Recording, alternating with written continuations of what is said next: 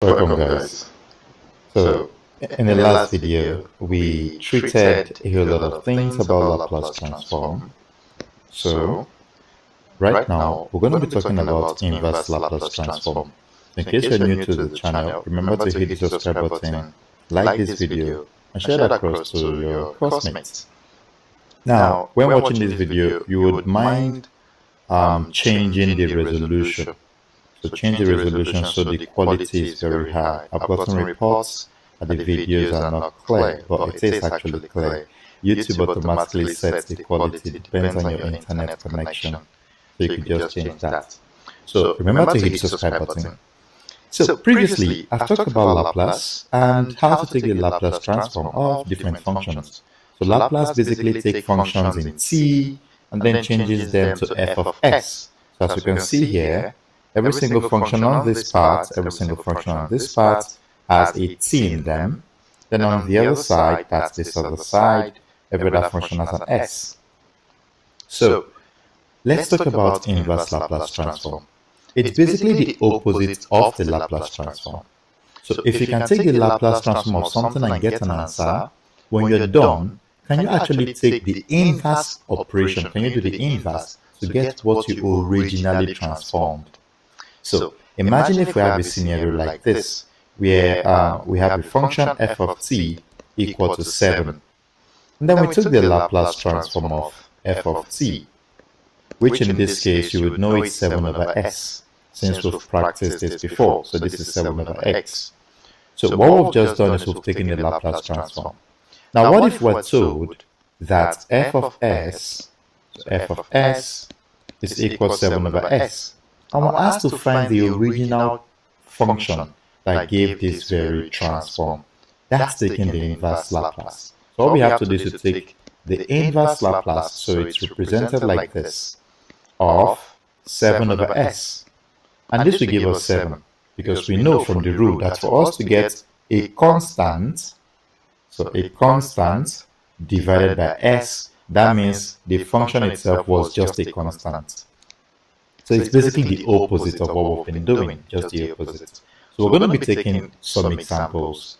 I need to wipe this guy. Alright, so this goes away. So the first one that I'd like to do, first question. We're asked to take the Laplace transform, the inverse Laplace transform, of 8 over s. Alright. So the question is, what do we have to transform to get 8 over s? The answer will just be 8, because the Laplace transform of 8 is 8 over s. So that's one example. Question 2. What if we are asked to find the inverse Laplace transform of 1 over s minus 3? 1 over s minus 3. Now, if you look at the table of standard transforms, you will see that it kind of looks like this. 1 over s minus some number. So in this case, that number is what? 3. So it means a is equal to 3, because when you compare the positions, you see this is s minus a. So a is equal to what? 3. That tells us that this should equal e to the power of 3t. Now you could take it back, you see. When we did Laplace transforms, you could actually try to see, if you take the Laplace transform of e to the 3t, what would you get? You find out this is 1 over, then you say s minus this very 3. So what we're basically doing is the opposite of the function, just the opposite. Remember, go back and go master's Laplace transform if need be. Otherwise, let's continue. So that's one example. Let's say we have question 3. We're asked to find the inverse Laplace transform of minus 4 divided by s plus 7. So we have something like this. If you look at this, it's still kind of like the same. It's not something difficult. Basically, you need to know that we could write this as minus 4 with the inverse Laplace of, since we brought out the minus 4, what will be left is just 1 over s plus 7. That's what's going to be left. 1 over s plus 7. Now, if you compare, of course, it looks like this very one again. It looks like this one again. So we have 1 over s plus 7. Now, if we have s plus 7, this tells me that this is minus 4 with the inverse Laplace of 1 over s. I could write this as minus 7. I could write it like this. So you now see, since I have s minus a, if I compare this, I'll find out that my a is equal to minus 7. So this means I'm going to be having minus 4e, a is equal to minus 7. So that's what the inverse Laplace transform would become. So you see, it's all about just doing opposites in this case. We're just doing the opposite. That's what we're doing. Alright, question 4. Now remember, this is the introductory case. So whatever we're doing here, we're going to, increase our speed later on, because by then we must have mastered all of this. So we're asked to take the inverse Laplace of s over x squared plus 49. So let's say we have something like this. So the first thing is, what does this look like? Now you see that it looks like this very one. So it looks like this very guy. That's what it looks like. So let's write it another way. There's another way to write this. So we're going to say this is the inverse Laplace of s over x squared plus, you can see that this is a squared. So this is 49. Can I write this as 7 squared? Yes, I can do so.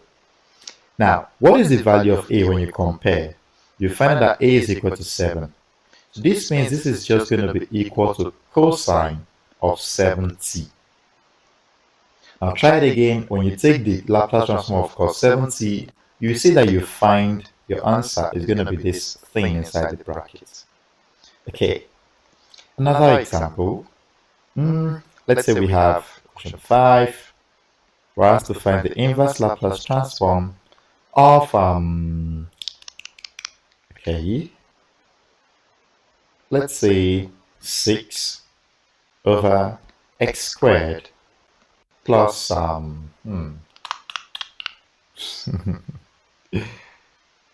plus, okay, let me put 6s.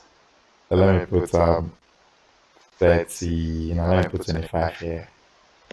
Okay, so we're asked to do something like this. Now remember, provided there's an s at the top, look here, there's something you'll notice with cosine.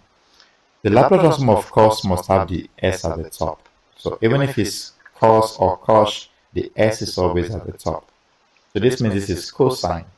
Now I could write this in this format. So I bring out the 6, so this will be 6 with the inverse Laplace of s divided by s squared plus 25 is 5 squared. Good. So this means I'm then going to be having my 6, which was at the front before, so that's 6. And then the inverse Laplace of something like this is asking me, what function would I take the Laplace transform to get s divided by s squared plus 5 squared? And that would just be cos 5t. So that would be the answer. Let's move on to question number 6. So question 6, remember to hit the subscribe button, like this video, and share it across to everyone. So let's say we have the inverse Laplace of, let's say, what number should I have? Okay, so 5 over x squared plus 25. Okay, I might be going back to the table to refer back to it. Now this time around, there's a constant at the top. There's a constant at the top. So when you look at our function, you see that when there's a constant at the top, it's going to be sine. It has to do with sine when there's a constant at the top. Now since this is plus, so it means whatever number is here, this is a squared. Whatever number is here has to be the number at the top. So what I'll do is, this is the inverse Laplace. Now I'm going to leave the 5 there for now. So 5 divided by s squared plus 25 is 5 squared. I'm going to put 5 squared right here. And now you can see that the same 5 that is here is the same 5 that is at the top. So this will then become sine 5t. So the value of a is equal to 5. So if you notice one thing, every single thing we've been doing here is just, same thing with, transforms, but we're just looking for the value of a. We need to make sure that we're doing the right thing by picking the value of what? A. So just always make sure you are sure about the value of a. Okay, another one. Let's say we have question 7. The inverse Laplace of 12 divided by s squared minus 9. Now, there's something about calculus. You must make sure that you're good with algebra, because not every single inverse Laplace transform will come directly. There are some that you have to do some algebraic manipulations. So let's take, for example, this very equation. Now it's clear that whenever there's an x squared here, this number here also has to be a square. So let me write this as the Laplace transform of 12 divided by s squared. Now what would I square to get 9? That's 3. So this is 3 squared. Good. Now also, when I look at the table of transforms, I know that whatever thing, if there's a constant at the top, that constant has to do with sign. There's a constant at the top, that constant has to do with sign. And whatever number is here, because clearly we can see that a has to be 3. We can see that a has to be 3. So if a is 3, means there must be a 3 at the top also. So what I would do is to manipulate this. So I'm going to say this is the inverse Laplace of, now 12 is actually 3 times 4, or you could say 4 times 3. Then divided by s squared minus 3 squared. Now I could actually bring out this 4, take it outside, because it becomes a constant multiple. So this becomes 4 with the inverse Laplace of 3 divided by s squared minus 3 squared. So you see that this is now looking nice. It's now looking like the standard expression when we're taking the transform of sine. Okay, so this becomes 4. Now the value of a here is 3. So this will be sine 3t. But take note. If it's a minus, it's shy. I don't know, sine h, please. I always pronounce that as shy. So it becomes sine h. So you see that if you leave it this way, it's going to be wrong. It's a mistake that most students make. So you have to be very careful. If it's a plus, it's just sine. Let me go back to the table again. Let me take out all of these highlights. Go away. All of these highlights should go away. Oh, all right. So you see that if it's a plus, it's sine. But when it's shy or cosh, it's negative. So pay attention to this. This is negative when it has that h, the hyperbolic sine and cosine. So in this case, this becomes shy. So this is h and then 3t. So just make sure you always remember this. So throughout the course of this study, I'm going to make sure that we are also, pointing out possible mistakes that students can actually make. Possible mistakes. Now, this is question 7. Question 8. It's going to be a little bit different. Imagine we have the inverse Laplace of 1 divided by 2s take away 3. Something like this.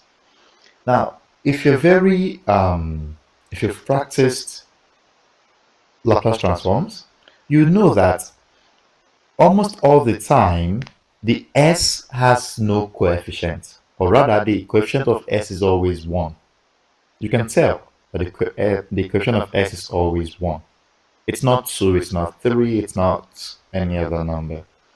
So the first thing I would like to do is to clear out this very 2. And how do I do so? I simply divide every single thing by 2.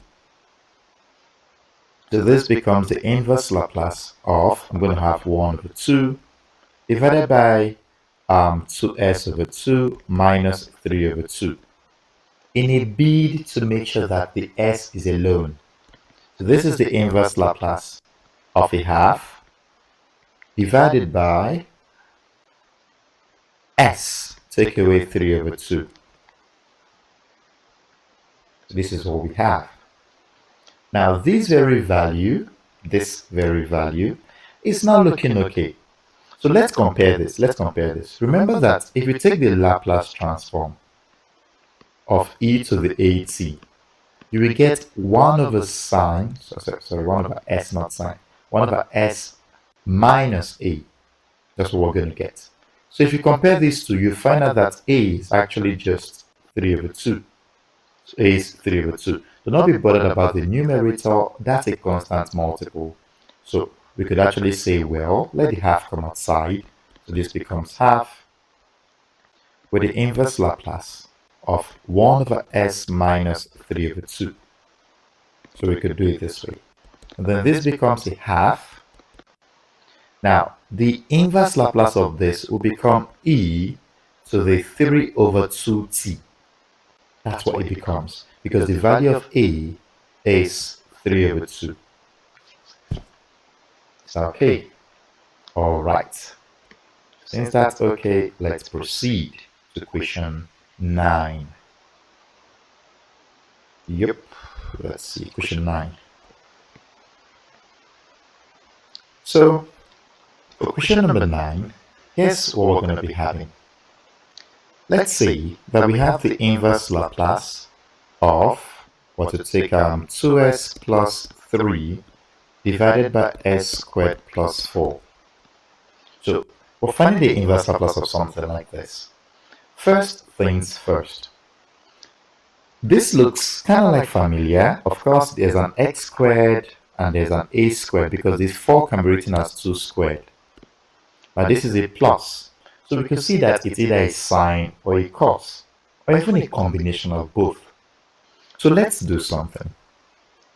Now, in all of the times we've been doing Laplace transform, there's never been a time where we see an expression like this. It has never occurred. So since there's an addition, since we can see that this is 2s plus 3, we can actually distribute the denominator over the numbers at the top. So here's what I'm trying to say. I'm saying that we could write the inverse Laplace of 2s divided by s squared plus 4, then plus 3 divided by s squared plus 4. Yes, we could do this. So we share the denominator. We give them, because they're going to have a common denominator, both of them. Okay, now that we have this, it's not looking okay, but first let me remove my 4 and put it 2 squared. Now, this is looking close to what we actually need, very close. Now for this very one, this is okay. And why is it okay? It's okay because this talks about cosine. It's cosine because there's an s at the top. So cosine has an s on the top. That means this very one that has a constant is a sine. But then, if it's a sine, remember that the Laplace transform of sine at is a over s squared plus a squared. So this tells me that whatever number is here with the a has to be the number at the top. That's it. Whatever number is here has to be that number at the top. But now we have a 2 and then we have a 3 here. So there has to be something for us to do. But to make this a little bit neat, you need to know that we can distribute, since it's a linear function. We could say this is the inverse Laplace of 2s over s squared plus 2 squared plus the inverse Laplace of 3 over s squared plus 2 squared. Yeah, we can actually do this. Now, the next thing we can do is, remember I told you that numbers are basically constant at the numerator, so we could actually bring that out too. So I'm going to say this is 2 with the inverse Laplace of s over x squared plus 2 squared, and then plus, I would like to actually do this in here, so I want to bring out this very 3. This is 3 with the inverse Laplace of 1 over s squared plus 2 squared. Remember, of course, this could have been 3 times 1. So when the 3 came out, it left behind a 1. Okay. Now something is going to happen soon. For this side, for this very one, we actually have no problems, because this is just going to be cosine of 2t. But then, for this very side, yeah, there is an issue, a little bit. And that issue is, this very 2 is supposed to be the 2 at the top. That's what it's supposed to be. So here's what we're going to do. Since we need the 2 at the top, let's just put a times 2 here. So we're going to put a times 2. So what does this tell me? This tells me that we have multiplied the numerator by 2 in a bid to make sure that the a is the same. But what we have done is not in the original expression. So to balance this, we divide by 2. So you could either do the division inside or outside, but I prefer it here so I don't have to work twice. So that when 2 cancels out 2, we have the original expression back. So take note, in transforms, whatever you do that was not in the original expression, try your best to balance it. So you have to do the opposite operation. Since I multiplied, I had to divide to make sure it's now balanced. Okay, so at the end of the day, what's going to be the inverse Laplace transform? So this will be 2. Now for this expression, this will just be cosine of, sorry, that's it, 2t plus, for this other side, this will be 3 over 2 sine of 2t. So you see, this is what the answer becomes. So that's the answer. A very good one. Let's move on to question 10. Question 10. So for question number 10, just be very careful. We're asked to find the inverse Laplace of 4 divided by s minus, I want to do something, divided by s minus 1 squared plus 16. So this is what we're asked to find. We're asked to find the inverse Laplace transform of something like this. Okay, so for a start, this is going to be the inverse Laplace transform of 4 divided by s minus 1 squared plus 16 is 4 squared. Now, of course, this looks like sine. This looks like sine because we can see that this is x squared plus a squared. The value of a is 4. The same 4 is also at the top. So this rhymes with what we have. But then there's a problem. We know on a normal day that the Laplace transform of sine at is a over s squared plus a squared. But now they've replaced the s here with an s minus 1. Look at that. The s, we're just supposed to have x squared, but now they've replaced it with x minus 1. What does this remind us of? It reminds us of the first shift theorem, which we've treated. So when you're replacing s with s minus 1, it's called the first shift. Though I learned most persons or some other persons call it the exponential shift. So what happens here? What happens in this case? Let me tell you what happens. What happens is, this would then be the Laplace transform of e to the at. So it depends. If you put an at here, sine at, this will become a over s minus a squared plus a squared.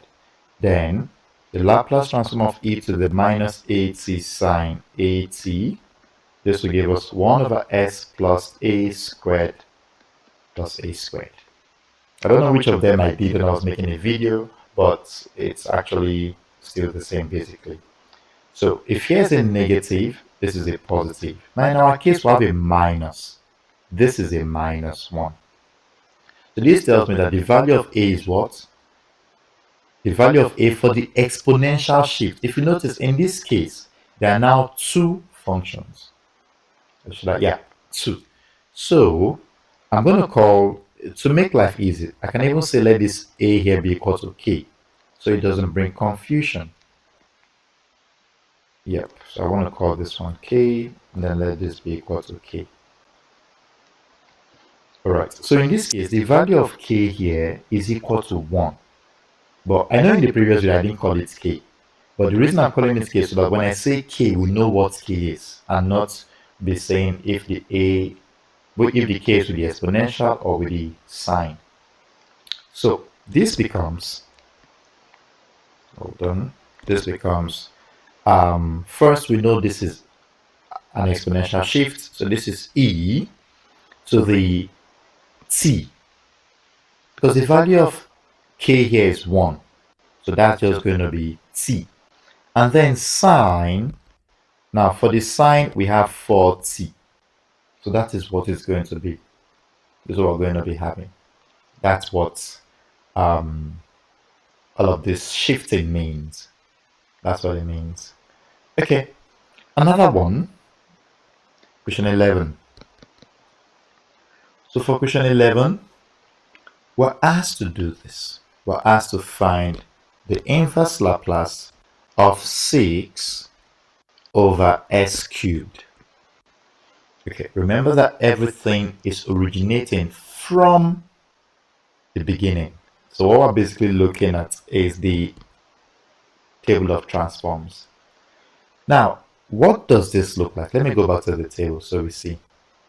Look at our table of transforms in red. We're having something that tells us we have a 6 at the top. There's a 6 at the top. And then there's just an x. There's just an s. So it's raised to a power. Now, of course, you could say that it's this one, but no, it's not going to be this one because the s here is not raised to a power. So it's not this one. Now, it's not the second, not the third, it's the last. Because we could see that the s at this denominator here is raised to the power of n plus 1. So, what this looks like is it looks like t to the power of something. That's what it looks like. So, let's go back. Alright, so like I said, you need to know how to manipulate. So first things first, this will be the inverse Laplace of, I'm going to leave this 6 there just for now. Let the 6 just be there. Now this will become s. Remember that if you take the Laplace transform of t to the n, what you'll be getting is going to be n factorial divided by s to the power of n plus 1. So the first thing is, let's know what the value of n would actually be. So this very 3 here is actually 2 plus 1. It's 2 plus 1. So this means the value of n is what? The value of n is 2. Because we are going to use this portion to find the value of n. So the value of n is 2. So this tells me that what should be at the top has to be 2 factorial. It has to be 2 factorial. And what is 2 factorial? 2 factorial is just 2. 2 factorial is just 2. So here's what I'll do. This is the inverse Laplace. Now 6 is actually 3 times 2. Good. Divided by s to the 2 plus 1. Now I could take the 3 to the front. So that's 3 in inverse Laplace of 2 factorial divided by s to the power of 2 plus 1. So what will this then become? This will become 3t squared. That's what it becomes. Very nice. That is what it's going to become. Okay, just one more example. Yeah, one more example and then we can leave that. That's 11, this will be 12. So the inverse Laplace of 9 divided by s minus 3, I did a minus, let me do it plus, s plus 3 all to the power of 4. Yep, let it be this. So this is what we have. We're asked to find the inverse Laplace of this. So like I said, What does this look like? Again, it looks like this. It looks like this because we can see that the s is just a single s. However, the s was replaced with an s plus 3. This was just supposed to be s to the power of 4. But now we can see that it was replaced with this very value. So what do we do? Here's what I'm going to do. Here's what I'm going to do. So I'm going to say this is equal. Pay attention to what I'm going to do. First, I'm going to say inverse Laplace of, I want to leave the 9 there. Just leave the 9 there for now. Then this will be s plus 3. The first thing I want to know is what the value of n will be. So 4 is 3 plus 1. 3 plus 1. Now I want the plus 1 to be in black. Alright, so this is what we have. Good. Now, this is what Laplace transform is. Remember, if you are removing s and then you are replacing it with s plus a or s minus a, that's a first shift or an exponential shift. So there's an e to the power of 80 with this very thing. There's going to be. But let's keep on working our way there. So this will equal the Laplace transform. Now we've been able to see that the value of n will be 3. This means that at the top we should be having 3 factorial. You should be having 3 factorial. But 3 factorial is 3 times 2 times 1. So that will be 6. So that's 3 factorial. So we need a 6 at the top. But it's going to be a workload. So here's what I will do. I'm going to bring out this 9. Notice. So I'm going to bring out this 9 first to make a clean walk. So I'm going to bring out the 9. Then I'm going to put 3 factorial here. Follow me, follow me, follow me. I'm going to put a 3 factorial. Let me use a blue color for that. So I'm going to put 3 factorial right here.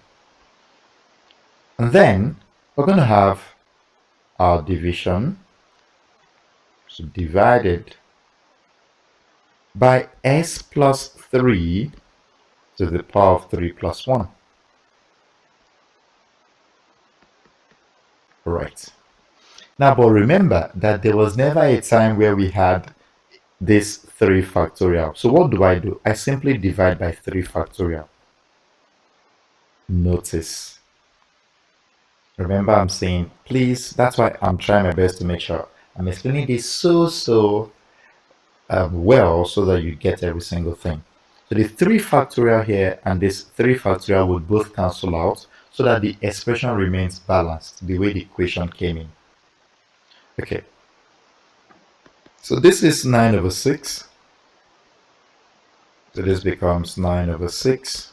Now what will be the inverse Laplace transform of this? Already we know there's a t to the n. So in this case, what's our n? Our value of n is 3. So this would be t to the power of 3. Then next, should the e come? Okay, let me put the e first.